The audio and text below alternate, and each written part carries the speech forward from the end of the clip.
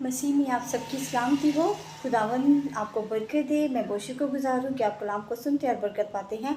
और मेरी यही विश होती है कि मैं नई से नई बात आप तक शेयर करूँ, और यकीनन आप आज भी कलाम को सुनेंगे और बरकत पाएंगे।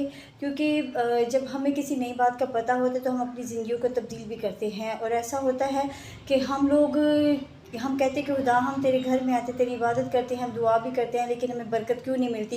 क्या वजह है कि खुदा की नज़र से हम बरकतों से महरूम हो जाते हैं? आज मैं इस टॉपिक पर बात करूंगी। यकीनन आप कलाम से बरकत पाएंगे। और ऐसा होता है कि खुदा के खादम के माइंड में भी जो बात होती है, जो भी उनके नॉलेज में होता है, वो अपनी कलीसिया में शेयर करता है। और कुछ ऐसी बातें हुई होती हैं जो इनको नहीं पता होता।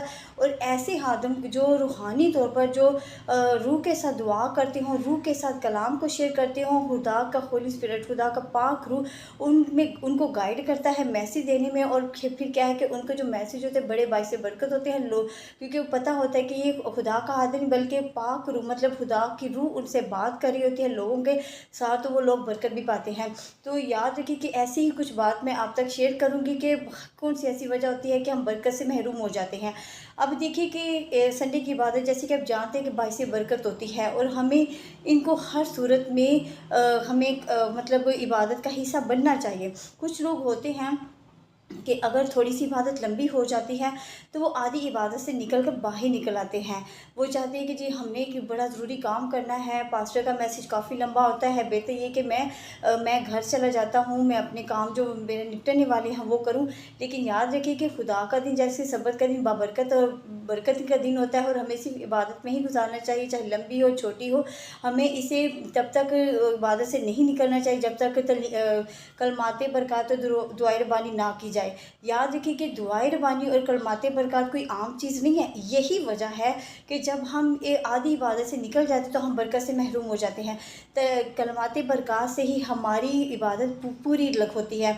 दूसरा क्या, कलमाते बरकत और दुआए रबानी पे भी मोहर लग जाती है कि खुदा ने हमारी इबादत को कबूल किया है। और याद रखिए कि दुआए रबानी बड़ी ख़ास चीज़ है, और इसको एक दुआए रबानी को नाक़िस सोच के साथ नहीं कहनी चाहिए, और ना ही इसको हमें गैर अहम समझना चाहिए, और ना ही हमें दुआए रबानी को ही सब कुछ समझ लेना चाहिए। बल्कि ये भी याद रखें कि दुआए रबानी के अलावा जब हम दुआ इबादत का हिस्सा बनते हैं, जैसे वर्शिप करते हैं, दूसरा खुदा के कलाम को सुनते हैं, दुआई मीटिंग करते हैं, तो ये भी क्या है, हमारी पूरी इबादत का हिस्सा होती है। और हमें इसके एक एक लफ्ज़ को पकड़ना है, उसको अपनी खुराक बनानी है, ताकि खुदा के हजूर हमारी इबादत जो है बाइसे बरकत ठहरे। और जब कलमाती बरकत हो जाती है और दुआए रबानी हो जाती तो मेरी इबादत पे मोहर लग जाती है कि खुदा ने हमारी इबादत को कबूल किया है। और फिर पूरा हफ्ता खुदा भी क्या करेगा, आपकी हिफाजत भी करेगा, आपके हाथों की कमाई में भी बरकत डालेगा, क्योंकि खुदा जानता होगा कि वो आप पूरे दिल से रूह के सच्चाई के साथ उसकी खिदमत किया, उसकी इबादत का हिस्सा बनिया, और इसके वजह खुदा आपको हर तरह की आजमाइश से दूर रखेगा। और जब हम आधी इबादत से निकल जाते हैं तो याद रखिए कि हम खुदा की आजमाइश में आ जाते हैं। और दूसरा ये कि फिर क्या होता है कि इब्लीस हमारी ज़िंदगी में तोड़ फोड़ करता है, हमें रुकावटों में ले आता है, मुसीबतों में ले आता है, और बेबरकती हो जाते हैं। यही वजह है कि हम लोग इबादत के मेल को नहीं समझते। कलमाते बरकत दुआए रबानी के साथ ही इबादत का एंड किया करें।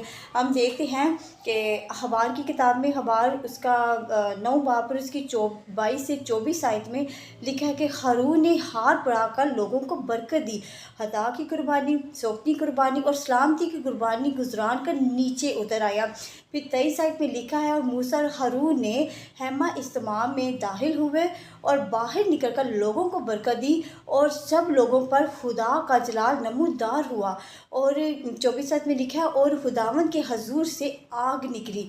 मतलब क्या है कि सोकनी कुर्बानी चर्बी को मज़बा के ऊपर से बसम कर दिया, और लोगों ने देखकर नारे मारे और सरनगू हो गए। ये 24 आयत में लिखा है कि लोगों ने ये देखकर नारे मारे और सरनगू हो गए।